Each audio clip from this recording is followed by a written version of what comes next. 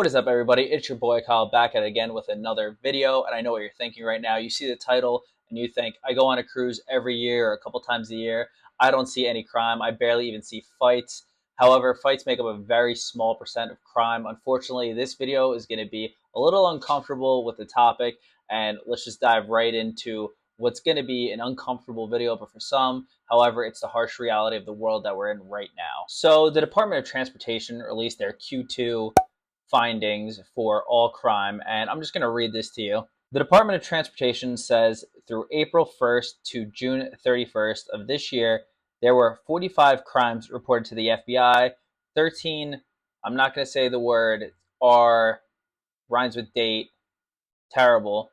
There were 20 sexual assaults and 3 thefts over $10,000. On top of that, Q1 was also a record-breaking quarter with 48 crimes, bringing the year total to date to 91, and that's before we even get into the second half of the year. Unfortunately, of these 91 crimes, 48 of them were sexual assaults. These two quarters mean that this is the highest year-to-date trend ever in cruising with these kinds of offenses and criminal acts. And historically, Carnival Cruise Line led the industry. However, in Q2 of 2025, Royal Caribbean actually now leads this category, which I'm surprised because they do have such a high price point for their cruises that usually would weed out all of the unruly crowd. However, that doesn't appear to be the case anymore. Crime is going to fluctuate quarter to quarter. It might not be Royal Caribbean next quarter, and it could be honestly happening anywhere on any cruise line. Now, just to remember that those 91 crimes don't even take into consideration some of the really high profile stuff that's happened even in the last 30 to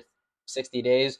Things like the Royal Caribbean crew member who allegedly stabbed a female coworker and then jumped overboard, 4 crew members who were removed off the Carnival Pride because of child sexual exploitation allegations, the FBI probe in August that opened its case because of a sexual assault incident in September while docking at Galveston on the Carnival Breeze. Just this month, the guy who jumped overboard potentially due to a gambling debt to the cruise line. Now, when you're looking at all this data and all of these reports, it's important to note that these are just things reported to the FBI, so some people don't have the courage to speak up, which can also skew these numbers to be much higher. Not to mention these are on-board acts. These are not incidents that occur during embarkation or debarkation, which also can influence those numbers in port. Also, incidents that involve crew fall under different jurisdictions because it is international waters, so they don't really have to report to a certain country or a certain law.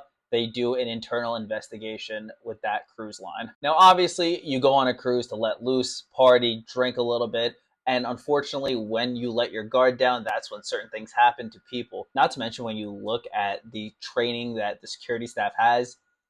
I've seen some of the security staff and they're pretty scrawny. Like they're maybe sometimes small, under 5'5", 170 pounds soaking wet. And you have passengers who hit the gym and are pretty beefy.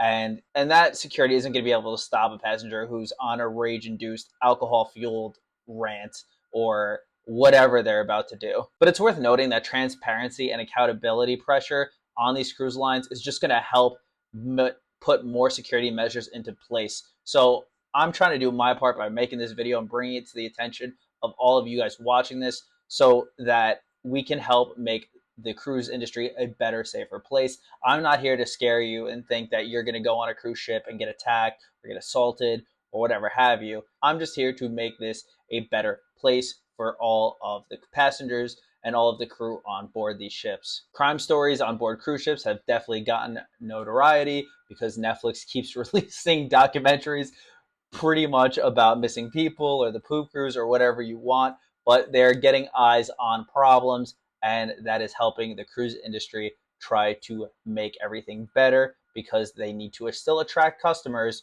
because there's always all-inclusive resorts, there's hotels, there's staycations.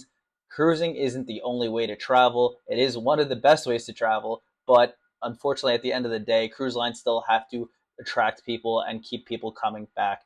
And the more pressure you put on them, the better they'll be for an overall passenger experience. But I'm curious, have you ever seen any passenger misconduct or crew misconduct? Let me know in the comments. I'm very curious because I've been on over 35 cruises at this point, and I've only seen a fight break out like twice which is pretty good, all things considered, especially because the majority of my sailings are on Carnival. Not going to try to bash it, but just saying the stats say it's going to happen on Carnival most of the time. But let me know in the comments. Thank you guys so much for watching. Take it easy, and peace.